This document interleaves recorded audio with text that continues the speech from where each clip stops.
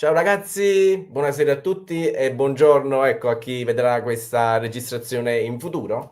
Questa sera siamo qui su Planet Spin Fishing per fare un briefing in merito al nostro prossimo evento di domenica 30 novembre al Lago Sistoriccio di Alife, dove faremo una sessione di avvicinamento con anche una gara propedeutica per il discorso della trautaria, area, chiamatelo un po' come vi pare. E qui abbiamo con noi, oltre ad Albino Bevilacqua, che è un caro amico esperto del settore, abbiamo anche nello stream alcuni amici che vi faccio conoscere stasera. C'è Marco, c'è Mauro e Umberto, c'è Raffaele, c'è Fabio, c'è Angelo. Diciamo siamo un bel po' di persone.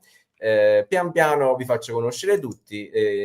Prima di andare avanti, lascio la parola brevemente ad Albino per una sua presentazione personale e poi andiamo avanti con quello che è un po' il programma della serata, che è anche un'anticipazione per quello che ci sarà domenica prossima al Lago Sistoriccio. Vai Albino, presentati agli amici di Planet Spin. Allora, buonasera, sono Bevilacqua Albino e niente, pratico pesca spinning diciamo un po' a tutto rotondo, però negli ultimi 10 anni praticamente mi sono indirizzato e specializzato verso questa disciplina che è stata importata dal Giappone, la Trout-Area. Che cos'è la trout area? Praticamente è un ramo della pesca ultralight a spinning. Attenzione a questa parola, ultralight, perché lo spinning, come sapete, si divide in spinning light, medium, heavy, la trot e ultralight. La trotaria è un ramo dello spinning ultralight, che significa che diciamo così, le dimensioni delle esche e i vari pesi sono veramente molto ridotti. Come sono ridotti la potenza di lancio delle canne, i diametri e i libraggi dei vari fili. Quindi diciamo così siamo un po' veramente ai limiti proprio di quello che è lo spinning. Eh, Come dice la parola, il pesce insidiato è la trota, più precisamente trota iridea, trota di allevamento o presente nei vari laghetti a pagamento. Attenzione, non si tratta della solita trota pollo che viene immessa costantemente nei laghetti a pagamento, ma bensì di trote che stanno ferme nel laghetto per mesi e che vengono, diciamo così, punte di continuo.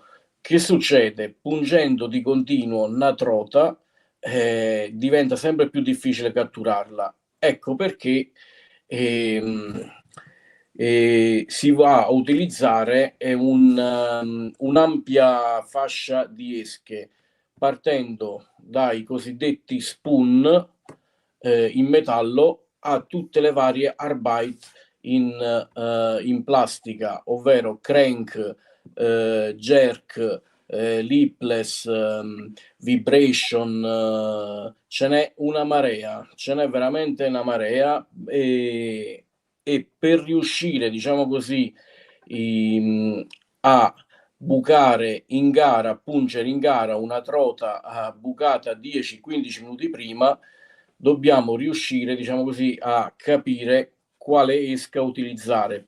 Se prima, diciamo così, una trota l'abbiamo bucata la prima volta con uno spoon da 2 grammi, colore molto acceso, tipo un giallo fluo, un arancio fluo, non possiamo pretendere di ribucare la stessa trota con lo stesso spoon dopo 15 minuti, bensì dobbiamo cambiare colore, cambiare forma e cambiare peso in modo da trasmettere vibrazioni diverse. Più si va avanti, più si cambia. Questa è una cosa proprio che c'è, è proprio la pescata che va impostata in questa maniera. Più vado avanti, più trote e buco, più diventerà difficile. Di conseguenza devo cambiare di continuo vibrazioni che mando, che trasmetto alla trota e cambiando il tipo di recupero, anche non solo il tipo di esca, il colore e la varia l'azione, diciamo così, in pesca dell'esca, quindi la profondità potrò stare alto, potrò stare a una fascia media, potrò saltellare sul fondo. Prima di andare avanti, scusami se interrompo il Vai, tuo prego. discorso che già siamo entrati nel tecnico.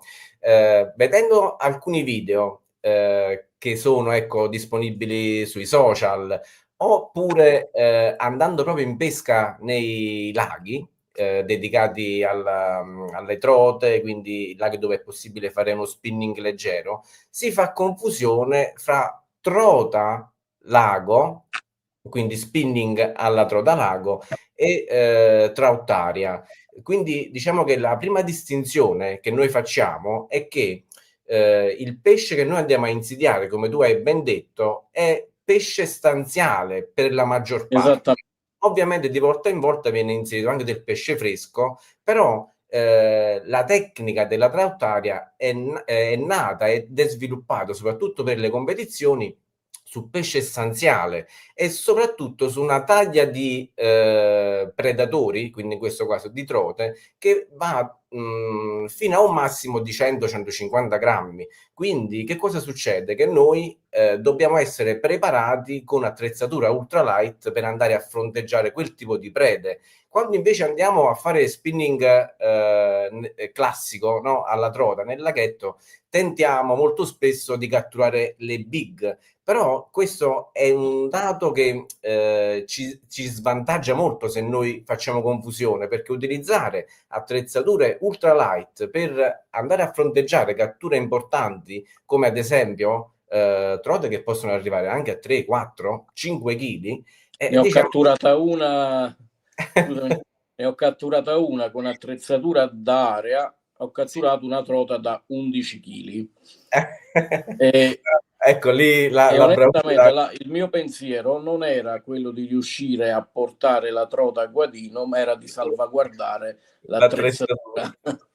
Quindi Scusa ecco, l'interruzione. l'ultima distinzione la facciamo tra quello che andiamo a fare domenica. Domenica andiamo a puntare con attrezzatura ultralight a trote che vanno a una pezzatura di circa 100-150 grammi massimo. Quindi ecco, settiamoci già su questo parametro. Poi andiamo ad affrontare le varie tematiche tecniche, quindi partendo dalle canne, dai mulinelli, dai fili soprattutto, faremo anche un po' una prova in pesca. Ora, quello che dobbiamo decidere, e siamo qui proprio per questo, potremmo fare in questo modo. Ora lascio la parola anche al nostro amico Angelo Marotta. Preparati, perché quello che ti voglio chiedere è molto importante, perché sei uno tra diciamo, gli amici di pesca e tra i più giovani, e noi puntiamo soprattutto ai giovani per farli maggiormente divertire. Quindi quello che chiedo a te, vorrei anche essere accompagnato da Albino in questo. Secondo te, secondo voi, conviene più partire con una sessione teorica pratica di 30 minuti per iniziare a capire meglio quello che faremo, oppure è meglio iniziare già a fare la simulazione di gara, quindi faremo la nostra garetta perché essendoci del pesce fresco molto più propenso ad attaccare le esche artificiali, potremmo avere sicuramente qualche cattura in più ai fini della classifica finale. Volevo sapere il parere prima di Angelo, se per te potrebbe andare bene partire con un po' di teoria, un po' di pratica e poi fare la gara o viceversa. Aspetta che sei in muto.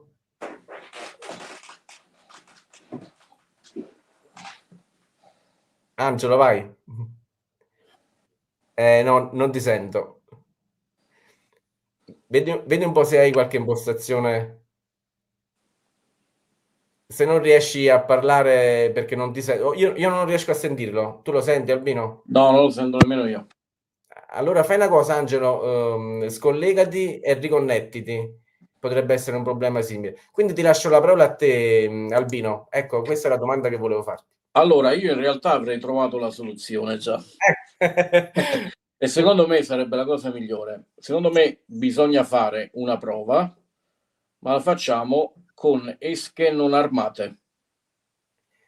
Però il discorso qual è? Come fai a vedere poi la guadinata il rilascio della preda una volta catturata? Quello là Anche... lo facciamo, quello là lo fa soltanto una persona, magari lo faccio io, lo Sì, faccio vedere giusto un paio di volte ok. per Ah, limitare proprio il numero di trote che andiamo a bucare nella fase prima della gara. Per quanto riguarda far vedere i movimenti dell'esca, quindi cioè, uno spoon è facile, diciamo così, recuperarlo, ma un jerk è sì. già un po' più tecnico. Quindi io direi di far vedere un attimo, far provare magari con un combo con l'esca però senza l'armamento, senza l'amo quindi, e poi faccio vedere io magari, catturo un paio di trote, faccio vedere come deve essere effettuata la guadinata e come deve essere effettuata la slamatura. Sì. Facciamo o diciamo così, una con slamatura diciamo così a mano e un'altra slamatura Con col il release. releaser. Secondo me Angelo, questa è la cosa migliore. hai ripristinato l'audio, Angelo? Sì, penso che le cuffiette facevano difetto. Ok, Comunque, secondo me si potrebbe vai. iniziare direttamente con la gara, se questa sera comunque facciamo un po' di teoria, perché così peschiamo Eh, direttamente sul pesce fresco e più catture e più divertimento per tutti noi. Albino, hai capito il livello? No, Cioè, questi vanno duro, eh? no, no, ma è giusto, diciamo che è giusta l'impostazione che ha fatto lui perché giustamente uno più catture fa, più si diverte, più si carica, più si impegna. Sì. Però ecco, lasciamo in questa via di mezzo che abbiamo trovato, no? Ci sarà una persona che 10 minuti fa vedere perlomeno i gesti base, i movimenti base di lancio e recupero, anche il recupero della preda e slamatura della preda. E poi partiamo con la gara. Quindi, Angelo, non ti preoccupare, bucheremo al massimo 1 o 2 trote, quindi il resto saranno lì a disposizione. Va bene? Ti ringrazio. Ok. Se hai qualche domanda, la puoi scrivere anche in chat e poi la replichiamo. Ti ringrazio. C'è qualcun altro del gruppo che vuole dire qualcosa in merito a questo argomento? Quindi all'inizio iniziamo già con questa piccola lezione breve di teoria e pratica, oppure avete qualche altra idea? Alzate la mano in modo che vi... Raffaele? Marco?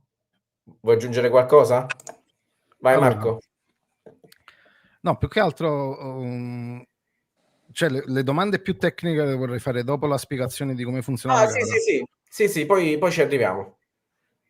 Da quello che ho capito io nei precedenti incontri, diciamo, cioè il punteggio vale quando tu fai il gesto di mettere il guadino sotto. Cioè nel Allora, momento in allora, cui... sì, per queste domande un po' più tecniche rispetto al regolamento di gara, facciamo questa piccola presentazione e poi ci facciamo un focus di attenzione sulla gara. Quindi ora mi segno la domanda e poi eventualmente al momento giusto la ripetiamo. Ok, scusami se non ti rispondo adesso. Va bene, va bene. Ok, a tra poco. Come dicevo, ho preparato questo documento che ora condivido. Quindi ecco, abbiamo dato qualche indicazione generica sull'area.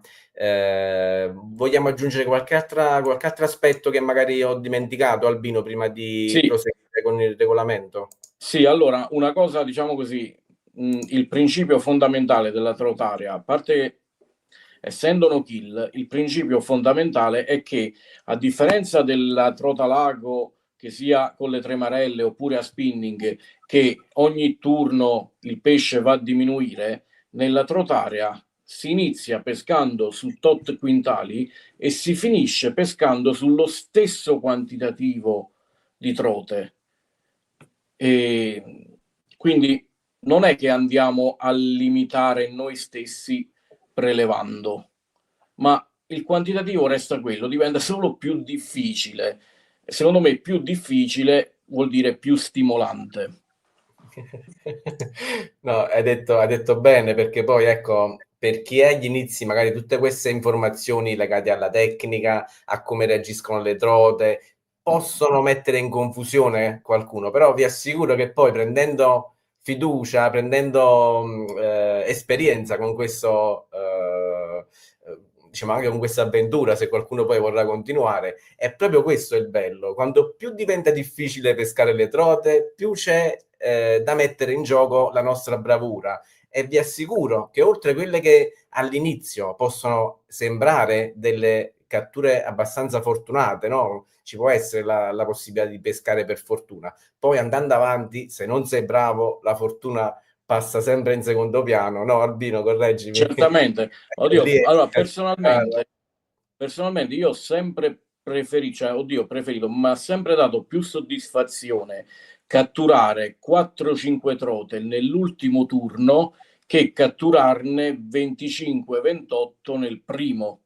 Cioè, personalmente, diciamo così, la soddisfazione mia è quella là, quando sono difficili, sono sospettose, magari ti seguono l'esca e poi si girano all'ultimo. Cioè, a me dà più soddisfazione catturare poche trote in quei turni là che all'inizio, dove è un continuo lancia, recupera, veloce e tutto. È vero, sono d'accordo. All'inizio è più una questione di velocità e di bravura nel catturare e slamare. Poi diventa Sì. una bravura tecnica nell'indovinare l'artificiale, la fascia di profondità dove far lavorare l'esca. Ecco, sono tutte cose che poi, ti ripeto, chi vorrà continuare questa avventura li potrà scoprire in prima persona. Passiamo adesso, se per te va bene, se non ci sono altre cose da aggiungere, a quelle che sono un po' le indicazioni di gara. Io ho scritto questo regolamento che leggiamo anche un po' insieme, e a questo punto poi recuperiamo anche la domanda di Fabio, che voleva qualche indicazione su come si vidima la cattura. Allora, lo leggiamo insieme. Le esche consentite sono esclusivamente rigide. Non è possibile pescare con i bottoncini, che è una tecnica di pesca chiamata anche vertical. Non è possibile utilizzare esche in gomma, esche siliconiche e nemmeno i rotanti. Le attrezzature obbligatorie sono il guadino gommato e l'amo singolo senza l'ardiglione. Per quanto riguarda il guadino gommato, c'è qualcuno che ne porterà qualcuno in più a disposizione di chi non ce l'ha. Però ecco, rendetevi conto che come funziona la sfida. La sfida nella prima fase di gara sarà una sfida a settori, dove in ogni settore ci saranno 6 pescatori. Il pescatore parteciperà 4 gare in pesca diretta e 2 come giudice. Facciamo un esempio. Nella gara 1, metto tutto schermo così si vede un po' meglio. Gara 1, quindi siamo qui. Il settore A vedrà sfidarsi il pescatore numero 1 contro il pescatore numero 2, e il pescatore numero 3 farà da giudice. Idem, pescatore numero 4 contro pescatore numero 5, e il pescatore numero 6 sarà il giudice della gara. Che cosa fa il giudice? Una volta che il pescatore ha guadinato la trota, lui la vidima e segna una X in questo piccolo quadratino. Quindi non serve allamare la trota e dire il proprio cognome, no? Per richiamare magari il giudice che potrebbe essere distratto, ma è necessario, è indispensabile guadinare la trota allamata nell'apparato boccale. Quindi eventualmente abbiamo fatto una cattura sul dorso oppure sulla coda, la trota, anche se arriva nel guadino, non sarà valida ai fini della classifica.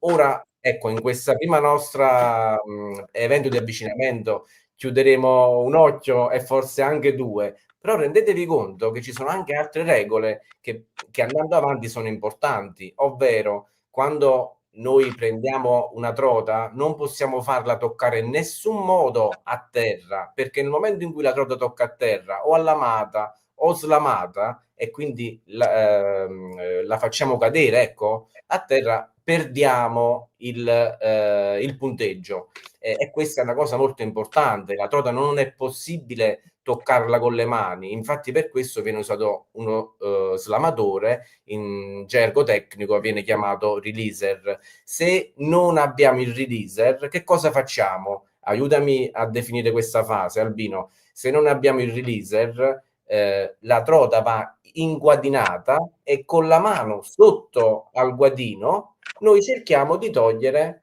l'amo dall'apparato boccale della trota. Allora, in realtà, ti faccio una piccola correzione, Luigi. Sì, in realtà la mano sotto al guadino a reggere la trota è meglio metterla in caso che la trota abbia ingoiato troppo l'esca. Perché se invece, come mangia di solito la trota, come la catturiamo di solito, all'esca, diciamo così, vicino alla bocca, non necessariamente dentro, non c'è bisogno di mettere la mano sotto al guadino, basta seguire il filo dell'esca, arrivare fino all'esca, fino all'amo e la si spunta tranquillamente. Però nel caso in cui può capitare che una trota magari, che ne so, stiamo pescando a microspoon e per caso ci capita una trota, diciamo così, sopravvissuta alle prime gare, che si stava facendo i fatti suoi in un angolo, e allora proprio in quel momento invece si va a fare un giro, va a cacciare, gli capita il nostro microspoon davanti, che microspoon, parliamo di una roba del genere, faccio vedere così. Vi posso dire una cosa, io ho visto pescare Albino a microspoon, sono rimasto là incantato, eravamo ad Alessandria se non sbaglio, è un maestro. Sì, era in Piemonte. Ecco qua un microspoon. Cioè, guardate quant'è. Parliamo di 04, 07? Questo qua è uno 0,35. 0,35. Meno di mezzo grammo. Cioè, se una trota, se noi partiamo con una roba del genere all'inizio, è sicuro che la trota lo prende in gola. Quindi il problema là, perdiamo tanto tempo a slamare. Per questo dicevo, là occorre mettere la mano sotto al guadino per far stare la trota ferma e con una pinza a becco si interviene. Però diciamo così, pescando con lo spoon da partenza oppure anche con un crank, non bisogna di mettere la mano sotto. Ricordiamoci che noi meno la tocchiamo la trota in qualsiasi tecnica di pesca, cioè non solo la trotare, meglio è. Si prende il filo in mano, si arriva tranquillamente vicino alla bocca del pesce, prendiamo l'amo e la spuntiamo e la rimettiamo in acqua senza che tocca terra. Meno danno facciamo alla trota, meno la tocchiamo, più la trota si riprende prima per riprendere a cacciare. Sì, diciamo che il motivo principale per cui, diciamo, oltre quello che potrebbe essere un motivo etico, no? Di comportamento, è proprio un motivo biologico, perché la trota, come altri pesci, ha sul suo dorso un muco protettivo. Questo muco la protegge da batteri, malattie e quindi gli permette una miglior sopravvivenza nel suo habitat naturale. Per questo è una regola molto molto importante che dobbiamo cercare di rispettare a tutti i costi. Allora, passiamo sempre diciamo, dopo l'effettivo segno, no? Quando noi siamo giudici, andiamo a segnare le trote catturate, alla fine della gara, che può durare 10-15 minuti, dipende anche dalla fase, verranno conteggiati 3 punti per ogni sfida vinta, 1 per ogni pescatore che avrà pareggiato e 0 in caso di sconfitta. In caso di pari punti verranno conteggiate le trote totali. In caso di ulteriore parità verrà effettuata una sfida alla Golden Trout, diciamo noi, cioè chi prende la prima trota nei 10 minuti, quindi si fa una fase successiva dove tra 2 pescatori, per assegnare il punteggio, chi prende la prima trota in 10 minuti riceve i 3 punti. In caso di assenza ulteriore di catture si fa il sorteggio destra e croce. Però ecco, non vi fissate troppo sulle regole, perché poi andando lì sul posto vi sembrerà tutto molto chiaro, basta fare 2-3 sfidini e poi diventerà tutto diciamo più chiaro. I migliori 3 di ogni settore, quindi settore A e settore B, i migliori 3, 1A, 2A e 3A, 1B, 2B e 3B, si sfidano e passano alla fase semifinale. A questa fase io ho un po' mischiato le carte, quindi ho messo 1A, 1B e 2A, in modo che, ecco, facciamo anche un salto tra i vari settori. In questo caso invece nella semifinale, diciamo, dove inferiore, c'è la 3A, 2B e 3B, quindi anche un po' mischiare le carte per evitare di andare a gareggiare sempre con gli stessi concorrenti pescatori. Luigi, scusami un attimo, ti devo Sì. fare un'osservazione però su sta cosa qua. Sì, Allora, sì, per domenica va benissimo come hai fatto tu, lo trovo sì. giustissimo, però è giusto dire che nelle competizioni, diciamo così, normali, eccetera, va avanti, diciamo così, sembra che ne so, il primo si scontra con il terzo e così via. Diciamo così che non va bene non mettere nella stessa sfida i primi due di ogni settore. A meno, cioè, per esempio, qua come hai fatto in semifinali 1A, per domenica va benissimo così, però Sì. in realtà andrebbe fatto Sì, 1A, sì, esatto, e 1B invece sta sì. nell'altra, diciamo così, nell'altra squadra praticamente, Lo perché sai, il i più problema forti del settore devono essere non avvantaggiati, ma è devono continuare sulla linea che stavano andando. Però per domenica invece è giusto così, va benissimo, sì, perché perché è giusto mischiare le carte, diciamo. il gap è molto alto Sì, sì, tra... ma esattamente, sai, ne abbiamo già parlato, sai che la condivido sta cosa. Sì. Però era giusto fare una precisazione, diciamo. No, ma sono d'accordissimo con te, ci avevo già pensato, però magari le prossime volte se riusciamo, ecco, a far salire il livello Beh, medio, certamente. ci proviamo. Quindi ecco, nella fase semifinale verrà fatta la stessa cosa, verrà fatto questo mini torneo, mini campionato dove si sfideranno sempre questi 3 semifinalisti. Da ogni fase semifinale verrà fuori il primo classificato di questo girone contro questo e si arriva alla gara finale dove ci sarà, ecco, il vincitore.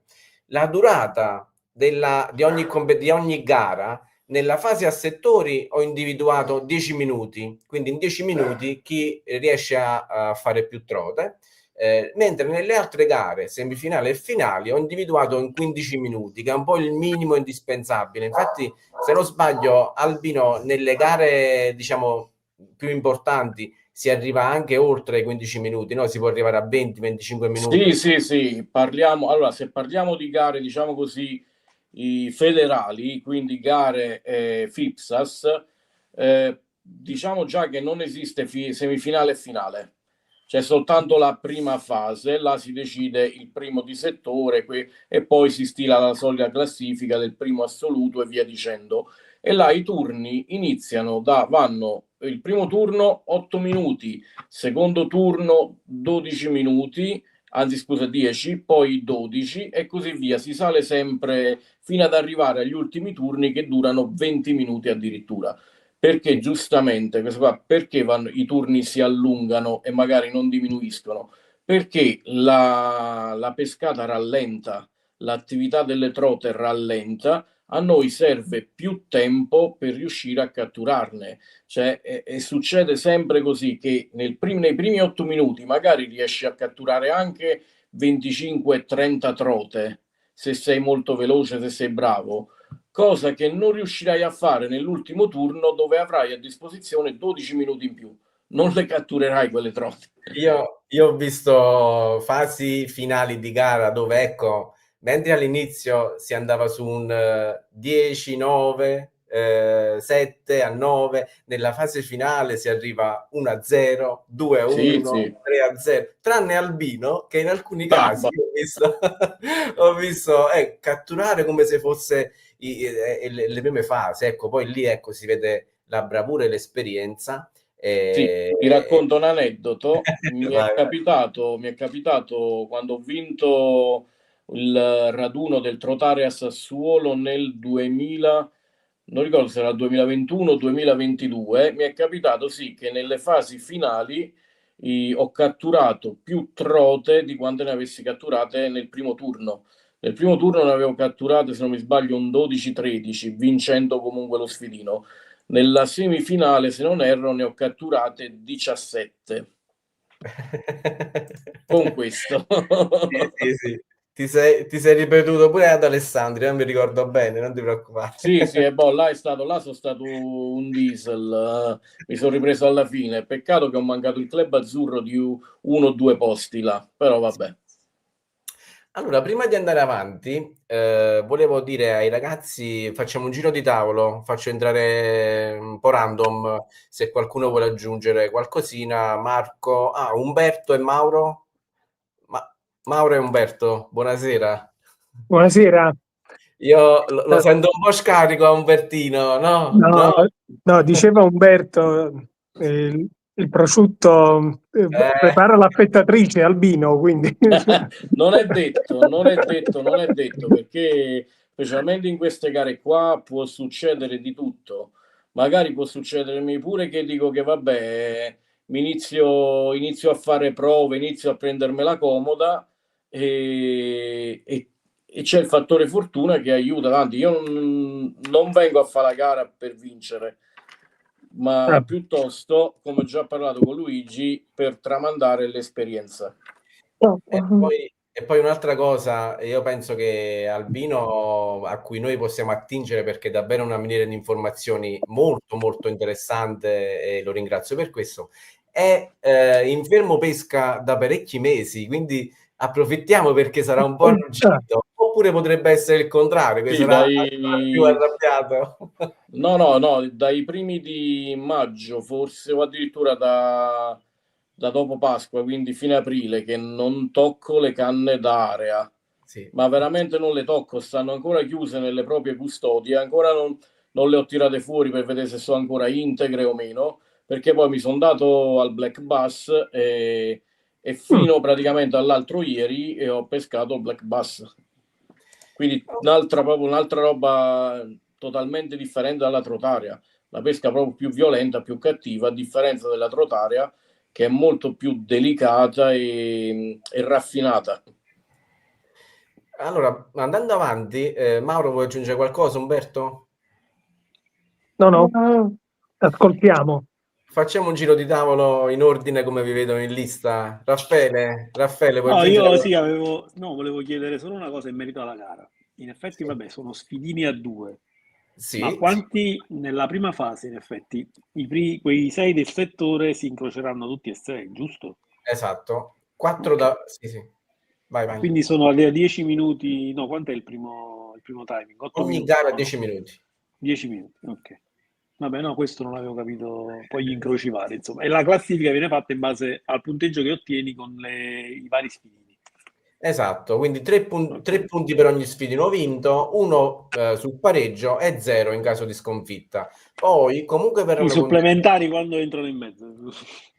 No, in caso di parità, E in caso di parità, hai detto un punto e un punto. Scusami? Tu hai detto in caso di parità facciamo un punto per ognuno degli No, sfidanti, aspetta, o no? ti condivido di nuovo questa slide, perché che cosa succede?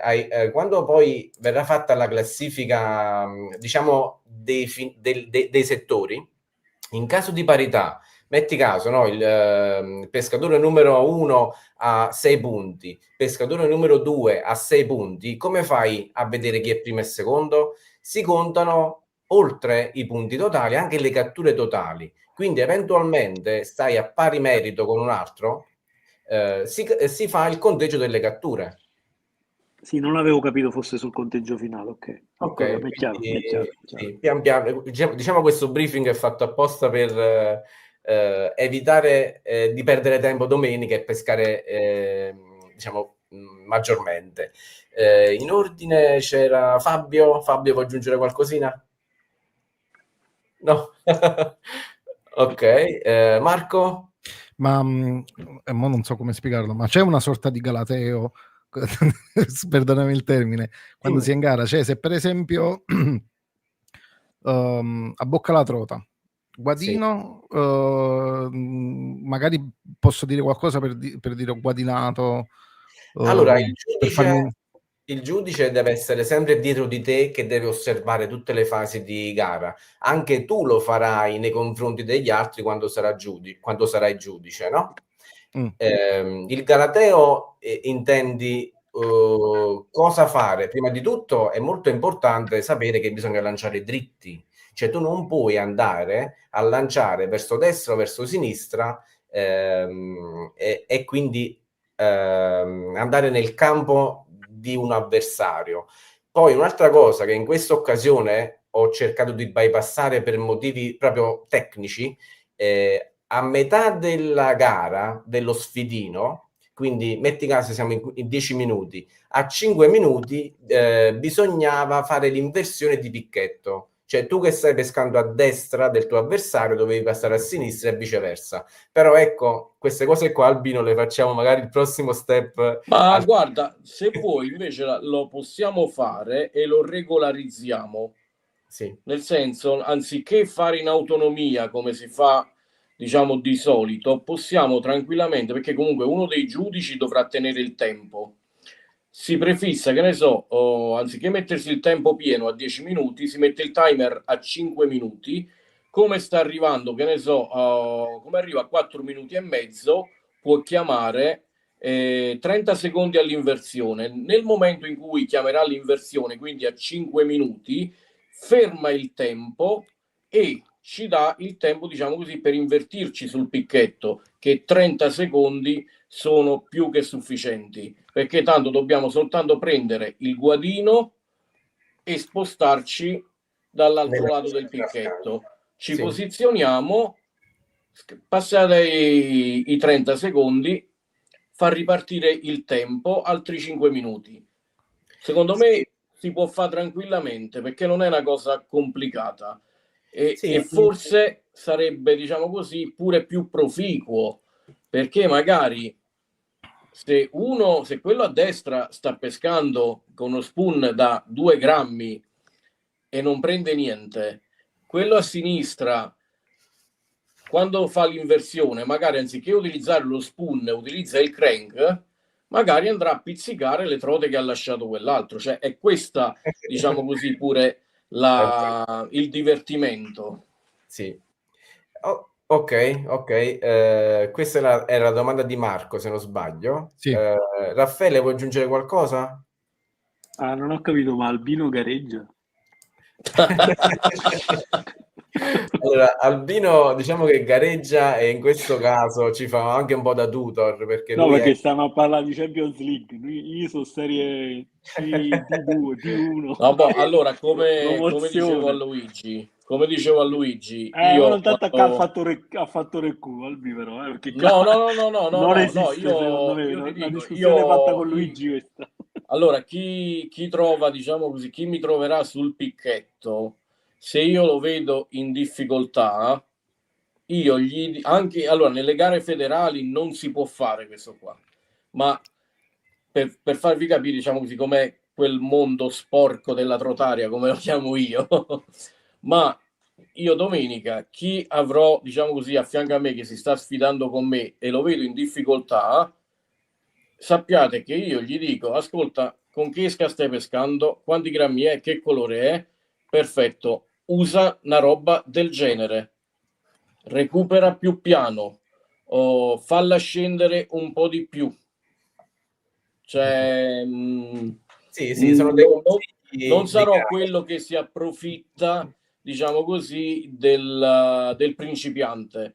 Io vi garantisco che a fine gara sarete tutti molto più bravi che dell'inizio. Ok, Raffaele, almeno quelli che capitano contro di me. Lo vedo un po' titubante, Raffaele. No, mi stavo guardando le mie, chiamiamole esche, le mie 7-8 esche che tengo senza ardiglione. Stavo pensando di piegare tutti gli ardiglioni, no? Secondo me, vabbè, mi abbiamo già discusso sul gruppo. Ci sarà chi mi darà una mano.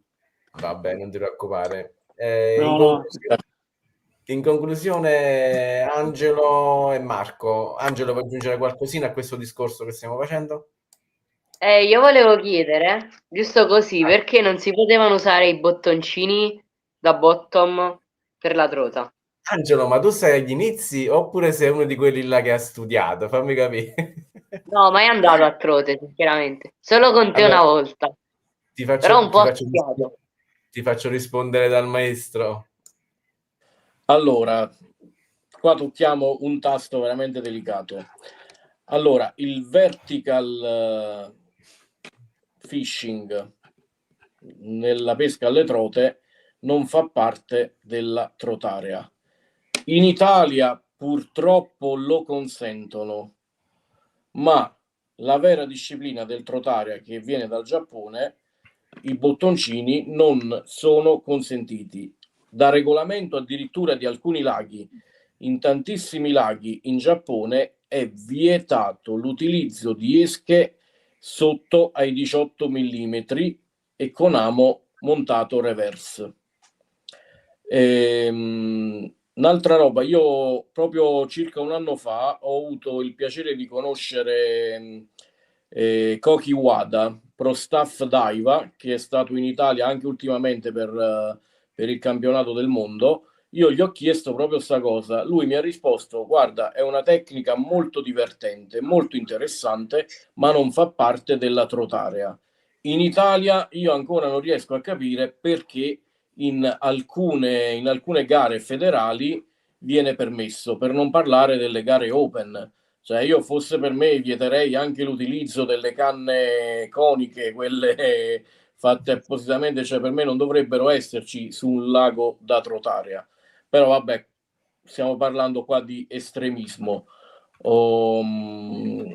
Quella pesca là è stata inventata in Giappone per far pescare donne e bambini piccolissimi, perché è molto facile catturare le trote in quella maniera.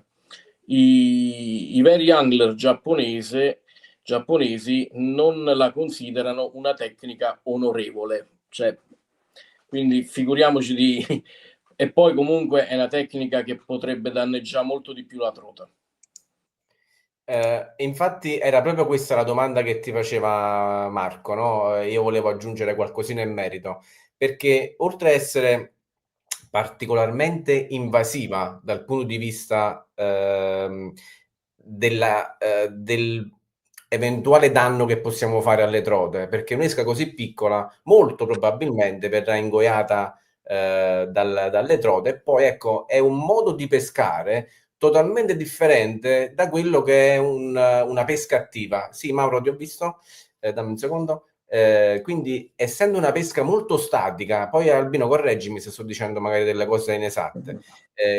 La proviamo, Angelo, non ti preoccupare, la proveremo magari in una fase ulteriore di gara. Porterò anche i bottoncini che ho io e ti farò vedere che è una pesca totalmente differente dalla pesca attiva che viene fatta con gli spoon, con i crank, con i jerk, con i bottom, tipo lipless, vibe.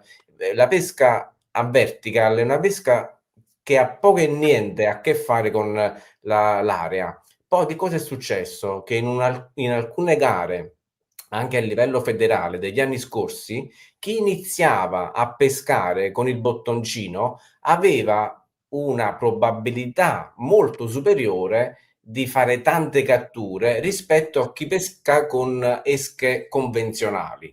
Quindi questa è un'altra delle motivazioni. Poi ci potrebbero anche essere motivazioni di brand, perché magari alcuni brand spingono verso alcune esche invece di altre. Diciamo che il discorso è molto complesso, però ecco, parlarne già adesso, in questo che è un po' un approccio, hai fatto una delle domande, diciamo, molto molto tecniche, quindi forse avrai seguito qualche video, qualche discussione. Io ti ringrazio per aver portato, nonostante sia un video introduttivo, alla tecnica, una domanda davvero davvero complessa come questa.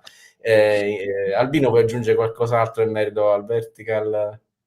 Ma no, perché comunque si andrebbe a toccare un argomento veramente complesso. Spinoso.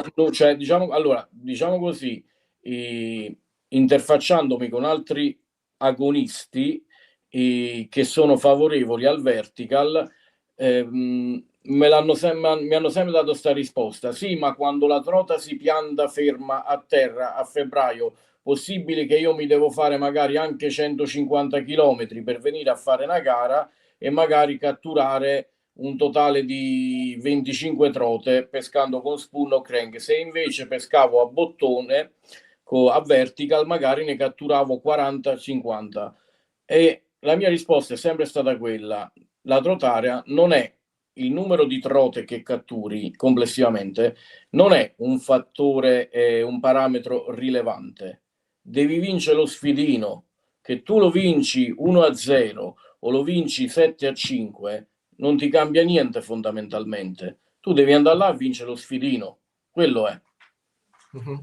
Magari usando il vertical si hanno sfidini con più catture, però più catture si hanno, più difficile diventa poi. Cioè, quello è come darsi un po' una zappa sui piedi. È vero. Angelo, vuoi aggiungere qualche altra cosa? No, va bene così. Ok, ti ringrazio. C'era prima Marco e poi Mauro e Umberto. Vai Marco.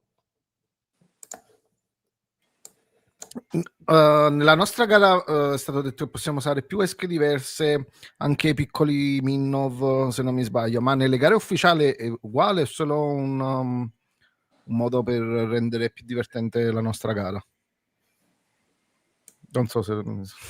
No, allora, se ti posso rispondere io, c'è comunque un regolamento ufficiale delle gare Flipsas che poi ti giro, però ecco, parlare di Minnov è un po' generico, perché Minnov è qualsiasi esca artificiale che rappresenta un pesciolino. Un Minnov può essere un jerk, un crank, un lipless, un vibe, anche lo spoon, tra virgolette, raffigura un Minnov. Quindi ecco, parlare di Minnov è l'importante è che sia un'esca rigida, che non sia un rotante, che non sia un'esca piumata, che non sia un'esca da vertical. Questo è l'importante. Poi non ti preoccupare, perché domenica sia la mia cassetta che quella di Albino, soprattutto quella di Albino, sarà a vostra disposizione per provare qualche esca molto particolare che sicuramente non avrete mai visto e avrete la possibilità. Già ne ho fatta vedere una qua, la rifaccio vedere. Sì, Questa qua è un'esca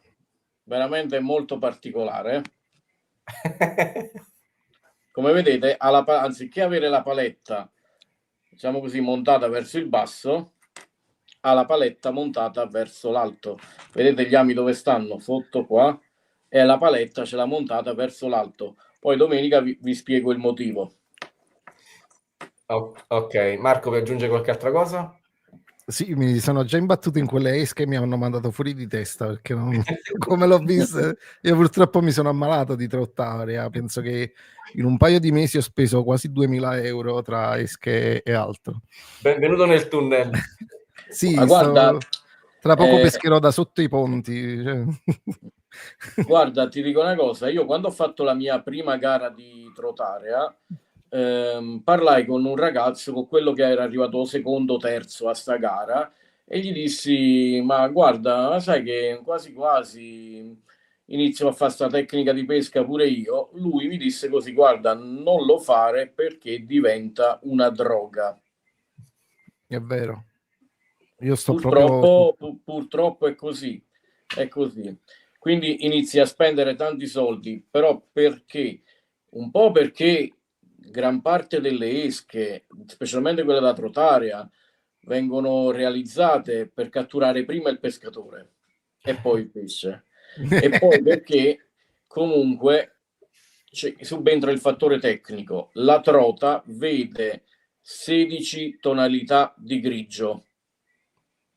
Per questo abbiamo bisogno di almeno 16 colori, non dico per ogni arbite, per ogni crank, per questi cosi qua, no, ma per gli spoon sì, per gli spoon abbiamo bisogno di almeno 16 colori, almeno, di ogni modello, diciamo. Un esempio, stesso peso, stessa forma, 20 colori diversi. Questo è un esempio proprio banale. Diciamo che il gioco si fa molto complesso, molto duro, quando più ti addentri nella tecnica, più capisci che ci sono cose che non sai e cerchi di migliorare. Quindi queste occasioni sono anche propedeutiche proprio per questo. C'è da dire un'altra roba, Sì, vai. è una droga, ci verrà la malattia compulsiva di acquistare la novità sempre, ma l'esperienza ci dirà sempre cosa tenere, cosa utilizzare e cosa invece proporre sui vari mercatini e via. Io vi dico che negli ultimi 3 anni ho sfoltito del 50% tutto il mio parco esche. Questo qua però dopo un'esperienza di quasi 10 anni, cioè a 7-8 anni di esperienza di sta tecnica, io ho deciso di concentrarmi più non sulle esche che funzionano di più, perché questo io magari lo so usare bene e questo non lo so usare bene, li usano un altro pescatore ed è il contrario, cioè sarà l'esperienza che ci dirà cosa continuare, magari su quale tipo di esca continuare ad investire e quale no. Va bene. Continuo io? Vuoi aggiungere qualche altra cosa, Marco? Sì, bene, nella chat nostra ci sono parecchie domande. Prima avevo letto che ci chiedevano perché i rotanti non vanno bene per questo tipo di gare. Allora, per quanto riguarda il discorso dei rotanti, diciamo fa parte di quella serie di esche che hanno un movimento differente da quello che è il classico che vengono, diciamo, utilizzati nell'area. I rotanti hanno grande valenza in forti correnti, per esempio, no? Nei fiumi, nei laghi, anche per andare a cercare prede che non sono unicamente trote. Però ecco, dal punto di vista dell'area, visto che in tanti casi il rotante viene associato anche a un'ancoretta, no? Perché Sì. per ovvi motivi dietro questa paletta che ruota l'amo potrebbe non essere efficace essendo un monoamo e quindi viene utilizzata associata al rotante anche l'ancoretta e quindi essendo vietata l'ancoretta perde di efficacia il rotante. Però ecco, in alcuni contesti, e poi Albino mi dirà se sto dicendo cose sbagliate o meno, si è deciso di standardizzare alcune esche artificiali dedicandole per l'area e magari potrebbe essere anche qualcosa legato ai brand. Ecco, quindi ecco, non vogliono anche fare diciamo troppo una mischia francesca di esche e comunque ti ripeto il rotante poi vedrai, perché tu magari fuori dalla gara, fuori dal contesto della nostra esperienza potresti anche usarlo e ti assicuro che rispetto allo spoon non ti fa una grande differenza in termini di catture, capito? A fine gara, per esempio, magari fai qualche lancio con il rotante e vedi, mentre con lo spoon e con altre esche tipo jerk, lipless, vibe, hai delle risposte, con il rotante diciamo che non ti fa quasi nessuna differenza. Albino, vuoi aggiungere qualcosa su questo tema? Allora sì, dividiamo, come hai detto tu, la cosa magari in due. Uno dal punto di vista rotante viene associato sempre bene o male a un'ancoretta. La prima gara, appena la trotaria venne, diciamo così, presa in considerazione dalla FIPSAS, successo un casino perché in questa prima gara veniva consentita l'ancoretta senza gli artiglioni. Non vi dico che cosa successe, cioè proprio volevamo andare a prendere a quello che aveva fatto solo il regolamento e lo volevamo proprio mettere alla gogna. Immagino. E comunque ficcare in bocca a una trota 3 ami e poi rilasciarla, anche se non hanno l'ardiglione, non è buono. Diciamolo semplice così, non è tanto no kill, è fare comunque un bel danno alla bocca del pesce. Probabilmente la trota in gara, in quella giornata, non caccerà più, avendosi 3 buchi in bocca contemporaneamente, perché la fase di slamatura sarebbe comunque complicata, il danno lo arrecheremmo. Sì. Dal punto di vista invece di brand, quindi magari dal punto di vista commerciale, a parte qualche marchio, diciamo così, gli altri marchi tipo molto blasonati, tipo come Valkane, gli Spoon, le Hardbite montavano ami schifosi. Io ho provato a utilizzare gli ami originali appena iniziai a comprare le Ischia Valkane, così dopo 4-5 trote l'amo si spezzava. Perché è fatto? Più che altro è fatto di proposito, per farti investire su un amo migliore, sugli ami della Van Fuck, che sono gli strautilizzati nella trotaria. Ricordatevi, c'è sempre il discorso commerciale anche dietro, c'è sempre quello. Il fatto che vi ho detto prima, l'esca deve catturare prima il pescatore e poi il pesce. Diciamo che è la stessa cosa. Tu vai a comprare lo spoon della Valkane da 8,50 € e poi una volta che c'è bucato 3-4 trote con quell'amo là, quell'amo è da sostituire, quindi devi andare a comprare pure la bustina di ami della Van Fuck. Cioè, diciamo che la trottaria io l'ho potuta conoscere negli anni scorsi quando ho fatto il campionato diciamo italiano, nazionale, e ti assicuro che è una pesca molto dispendiosa, quindi da questo punto di vista mi sento di dire che non è una pesca, diciamo, per tutti, o perlomeno se vuoi farla a livello amatoriale, tranquillamente ti prendi la tua cannetta, la tua serie di spoon, di esche, hardbait, minnow e ti fai le tue esperienze. Ma se vuoi competere a livelli regionali, nazionali, è indispensabile fare un investimento anche importante, non soltanto per le esche artificiali, ma anche per canne, mulinelli e fili, perché poi, ecco, abbiamo fatto un po' un'infarinatura, però rendiamoci conto che soltanto sul discorso fili ci sarebbe un mondo da parlare, perché si utilizzano dei fili molto particolari, non solo i trecciati, ma anche degli ester, che sono dei fili di ultima diciamo emissione nel mercato, almeno in Italia per quanto riguarda la trottaria, che hanno dei costi relativamente alti e che ogni gara, ogni 2 gare vanno sostituiti. Quindi rendiamoci conto che noi in gara abbiamo 4, 5, 8 canne, no? Come scorta per esempio, e quindi 8 mulinelli da caricare con un filo particolare. Quindi l'investimento diventa importante. Però ecco, magari su queste cose qua... No, diciamo che c'è il trucco per conservare un po' i fili. C'è il trucco che io lo adopero da sempre praticamente. Basta smontare l'attrezzatura a ogni fine pescata, prendere il mulinello, mettergli intorno alla bobina una fascettina elastica e metterlo nella custodia. Questi qua stanno qua, oltre a stare qua dentro così, stanno dentro ognuno nelle proprie custodie. Tiro fuori uno per farvi vedere una roba. Fascettina. Sì, però in alcune condizioni succede che il filo è stressato. Cioè, Sì. di pesca può succedere che il filo, diciamo, perde la sua scorrevolezza, lo vedi, diciamo, che prende delle spire. E quindi comunque, non è che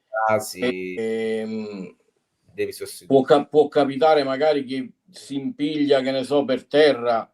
Sì. Allora là, se struscia per diversi metri per terra, oppure comunque si impiglia, che ne so, in una pietra sul fondo del lago, senza rimanere ingagliato, soltanto impigliato là, è normale che noi quel filo alla prossima pescata lo dobbiamo andare a sostituire.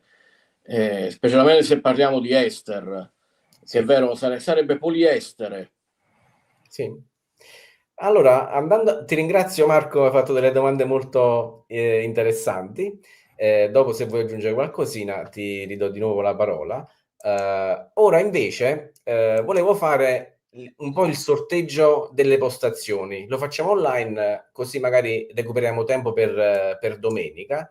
Vi condivido di nuovo il video. Allora, che cosa ho fatto? Ho copiato il numero dei vari settori. Nel frattempo da me stanno facendo classici fuochi d'artificio. Allora, ho copiato i numeri del settore A da 1 a 6 e li inserisco nel randomizzatore. Nel randomizzatore utilizzo questo tasto, mescola. I numeri che verranno fuori sono quelli che poi andremo a inserire nei vari nomi collegati. Li mescoliamo. Quindi Luigi, mi sa che ti chiedono un attimo di ingrandire la schermata, mi sa che hanno chiesto che non la vedono bene. Ecco. Sì. Quindi da questo numero 1 progressivo 1 6 è venuto fuori 6 2 1 4 5 3 e quindi 6 2 1 4 5 e 3. Questo è per il settore A. Quindi il settore A avrà questi numeri gara. Se non è chiaro ditemelo e io vi dico delle indicazioni ulteriori. Che cosa facciamo? Quindi 6, 2, 1, 4, 5, 3 legati ai vari numeri. Facciamo la stessa cosa anche per il settore B. Quindi mi copio di nuovo i numeri, lo metto nel randomizzatore, mescola ed è venuto fuori 1, 4, 2, 6, 5, 3. E quindi qua facciamo la stessa cosa. Inserisci 1 4 2 6 5 3 1 4 4 2 6 5 3 6 5 e 3. Quindi i numeri gara del settore A e del settore B saranno questi che poi andrò a compilare nelle varie posizioni.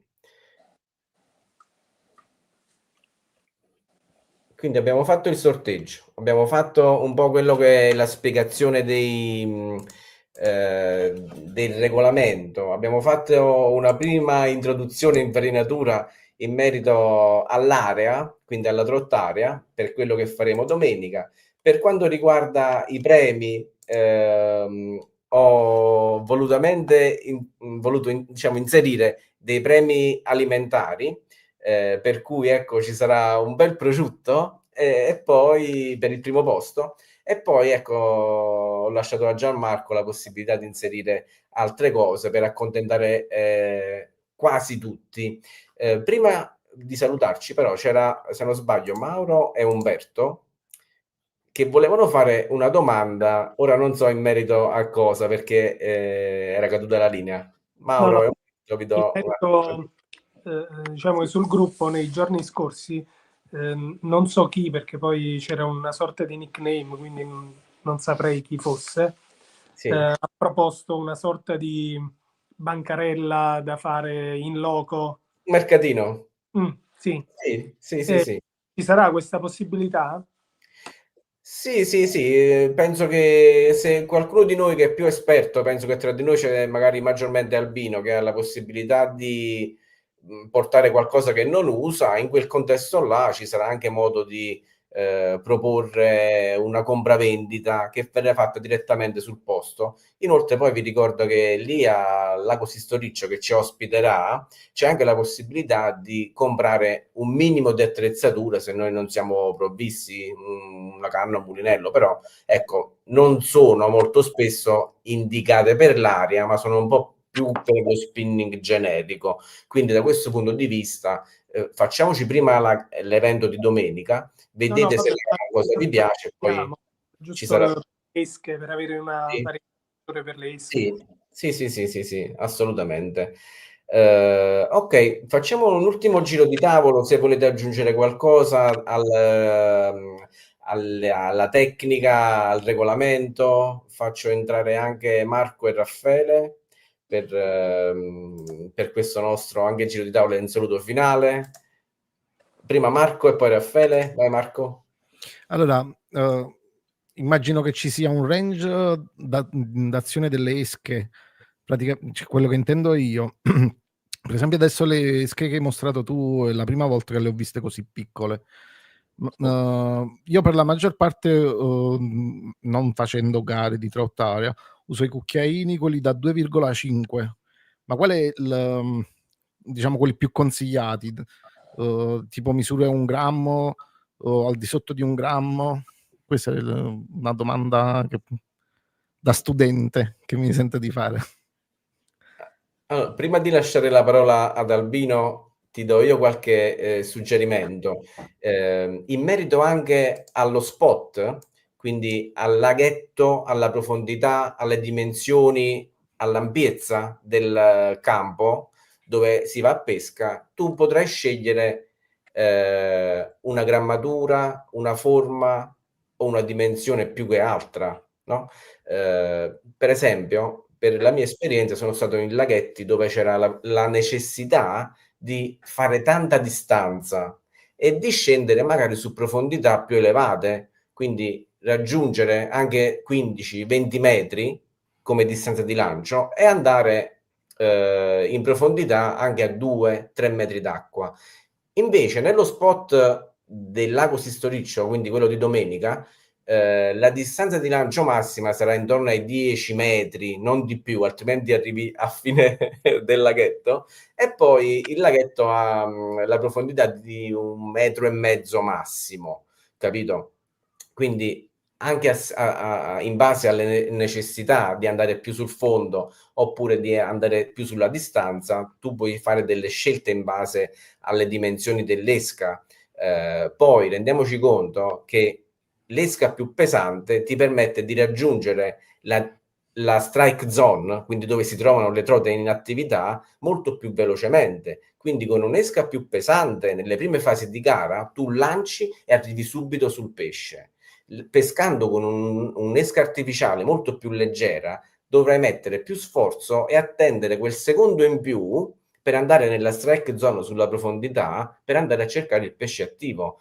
Parlando per assoluti, diciamo che in alcuni casi non ti fa la differenza perché tu il pesce lo prendi comunque, però andando a gareggiare con una persona molto esperta, un secondo che tu ci metti più dell'altro tuo sfidante ti fa la differenza, perché vuol dire che tu fai una trota mentre lui ne ha fatte già 2, capito? Quindi la dimensione dello spoon varia anche in merito a questo. Il problema che ci abbiamo noi è che se tu hai fatto già esperienze di trota laghetto, quindi non trout-area, queste cose non le potrai mai capire perché andrai a pescare quasi esclusivamente su pesce fresco e su pesce di buone dimensioni. Mentre renditi conto che la trota ideale pesa 100 grammi ed è una trota già punta 2-3 volte, quindi sarà molto difficile pescarla con esche molto generose, dovrai scendere come dimensioni, e poi sarà anche una trota che dovrà aggredire qualcosa di più grande di lei, ma non esageratamente grande. Non so se ti ho finito di confonderti le idee. No, anzi. Albino, ti lascio aggiungere qualcosina? Allora, guarda, io ti dico direttamente come imposterei io la gara. Quindi ascoltate tutti perché vi può tornare utile a tutti. Io partirei con uno spoon da 2 grammi, colore acceso, giallo fluo o arancio fluo. Per spoon di 2 grammi faccio vedere direttamente con che cosa partirei. Partirei con una roba del genere.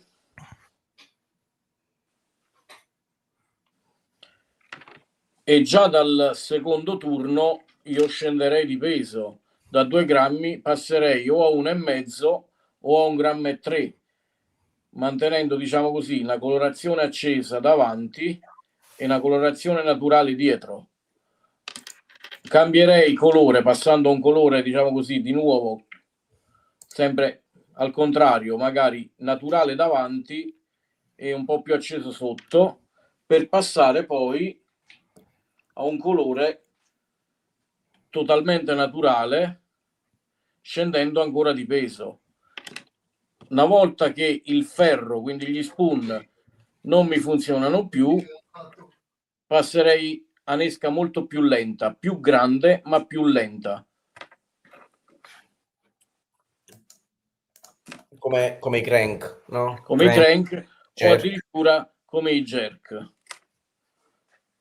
Okay. Più le catture diminuiscono, più bisogna, diciamo così, rallentare l'azione di pesca.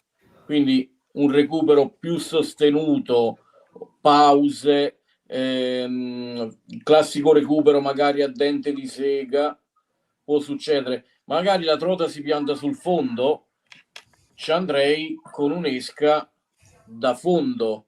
Questa proprio va a battere sul fondo. Vedete la particolarità? Non ha una paletta. Sì. Questa qua come lanci, cade a picco e si usa più che altro sul fondo o con recuperi a dente di sega. Cioè, l'importante è quello, fare cambi di continui. Io di solito che faccio? Metto uno spoon, lancio. Se faccio 2 lanci senza avere nemmeno una toccata, e per qualcuno 2 lanci sono già troppi, magari fa un lancio, non ha nemmeno una toccata su quello spoon, al lancio successivo lo cambia. Io, diciamo così, mi concedo sempre un lancio in più perché io credo nell'esca che uso. Quindi magari nel primo lancio sono stato sfortunato, però se io al secondo lancio non ho sentito nemmeno una botta vicino allo spoon, perché non è detto che la trota si aggancia sempre, la trota magari lo va a beccare di lato, o voi sentirete la tocca della trota, ma non è detto che rimane attaccata. Quindi sì, mi è capitato. Se io al secondo lancio non sento nemmeno una tocca, io vado a cambiare lo spoon, cambio colore e cambio forma e diminuisco il peso per avere un recupero più lento, vibrazioni diverse dovute alla forma e l'impatto visivo più naturale. Ok, grazie Marco, se vuoi dire qualcosa, altrimenti passiamo la parola a Raffaele. No, vabbè, è stato molto interessante, già ho registrato tutto. Ma io sto più infognato di Sanpei su queste cose. Va bene, ti ringrazio Marco, e ci vediamo direttamente di domenica o ci sentiamo sul gruppo. Va bene? Marco praticamente alla fine lo sbobbinerà la live. No, a me la domanda era più che altro sui fili. Poi nel caso del sistoriccio, immagino di dover andare con un filo, non lo so, 0,12, 0,10. E poi la domanda mia era, tu hai parlato di cambiare sempre il filo. Allora, se io piglio la bobina da 50-100 metri, un fluorocarbon 0,10, 0,12, quello che sia, è corretto imbobinare la base del mulinello con un altro filo, visto che io devo arrivare a 10 metri, 20 metri massimo, e poi metterci il filo che mi interessa? E poi, sempre parlando dei fili, l'ultima cosa, uso lo stesso filo o ci faccio uno shock, un terminale di un'altra grammatura, cioè imbobino la treccia e poi ci metto un terminale in fluorocarbon più da 0,10, 0,12, penso che quella debba essere la grammatura più o meno. Allora, Raffaele, hai fatto una domanda che nella sua apparente semplicità necessita di una risposta molto articolata, perché devi sapere che poi, ecco, sono cose che se a te piace la tecnica ci sarà modo di approfondire tanto. Possiamo fare anche delle puntate dedicate a questi argomenti, magari avvalendoci anche dell'esperienza di Albino.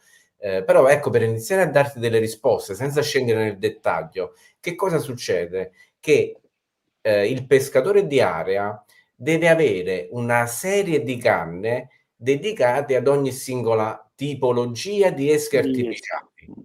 Quindi canna da spoon, canna da crank, canna da jerk, canna da vibe, canna da lipless, e per ogni tipologia di combo canna mulinello esca hai bisogno di un filo dedicato. Quindi, come dicevo prima, in alcune occasioni è meglio non utilizzare i trecciati. In altre occasioni si potrebbe utilizzare l'ester, o si potrebbe utilizzare il nylon, o si potrebbe utilizzare, ma io sconsiglio, un fluorocarbon. capito? Quindi una canna, per farti un esempio, una canna da crank per il mio modo di pescare è una canna molto elastica, ok? Perché ammortizza quelle vibrazioni molto forti che magari potrebbe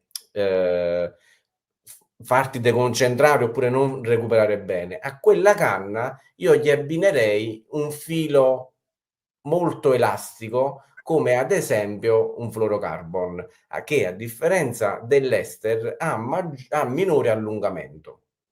Capito? L'ester è un filo che ha poco allungamento rispetto al nylon, che si allunga di più.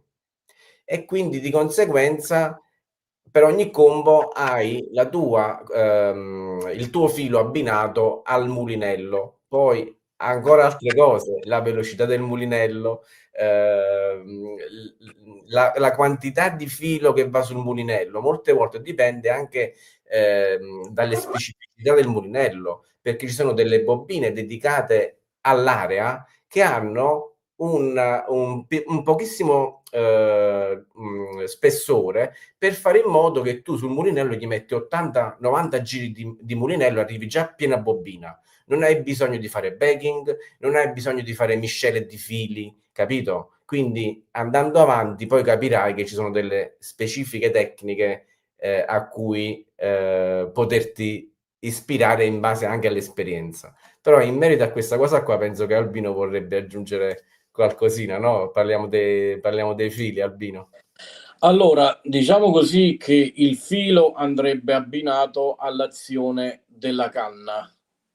Io, ad esempio, su una canna azione M, quindi l'azione più rigida per quanto riguarda le canne da trotaria, sarebbe corretto all'inizio utilizzare un nylon, quindi un filo molto elastico. Io personalmente ho fatto, diciamo così, una cosa un po' strana. Io ho iniziato a pescare su tutti i mulinelli, su tutte le canne con la treccia e un bel 1,5 metri, anche 2 metri di fluorocarbon come terminale.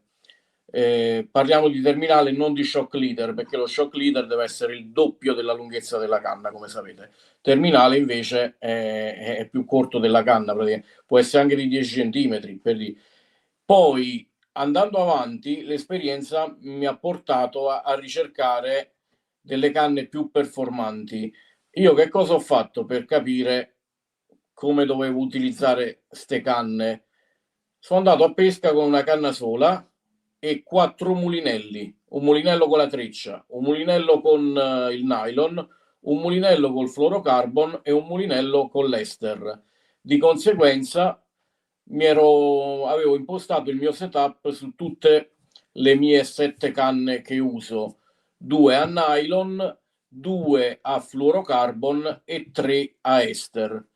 Andando ancora più avanti con l'esperienza, poi sono nati i nuovi ester, perché comunque non è che di ester ce n'è solo un tipo, ci sono i primi che sono fili molto rigidi e molto fragili, poi c'è stata un'innovazione, hanno fatto degli ester leggermente meno rigidi e andando avanti io ho settato tutte le mie 7 canne tutte con l'ester, cambiando però il libraggio. Le 2 canne che uso da partenza, quindi le più dure, che uso sia da partenza che da jerk, uso, che ne so, un libraggio o da un 2 libbre, diciamo così, un 2 libbre o un 2,5 libbre, ora non ricordo bene. Le 2 canne che utilizzo solo per i crank, là utilizzo lo stesso libraggio, quindi un 2,5 libbre o un 2 libbre.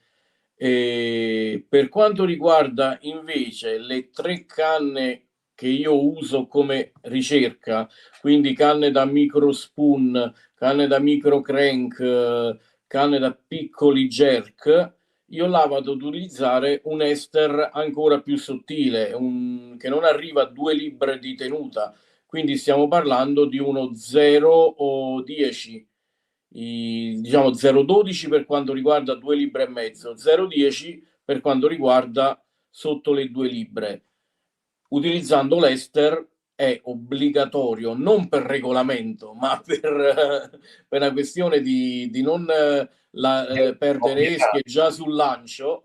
La stuccata, la Esatto, la famosissima stuccata, l'ho stuccato sul lancio, oppure anche come mangia la trota, cioè l'ester è un filo fragilissimo che necessita obbligatoriamente di terminale in fluorocarbon. Ok. Comunque, cioè, domenica vi farò una spiegazione un po' più approfondita su sta roba qua, più che altro perché il discorso dei fili va a toccare tanto l'azione delle canne, e vedrete che in futuro, con l'esperienza che avrete, andrà anche a incidere il modo che la trota avrà di attaccare la vostra esca. Albino, quindi non necessariamente necessitiamo del terminale. Se usi fluorocarbon diretto, no.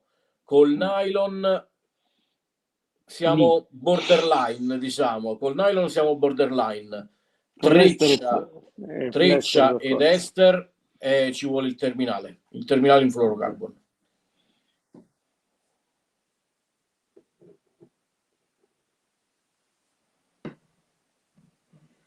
Luigi, c'è il microfono spento.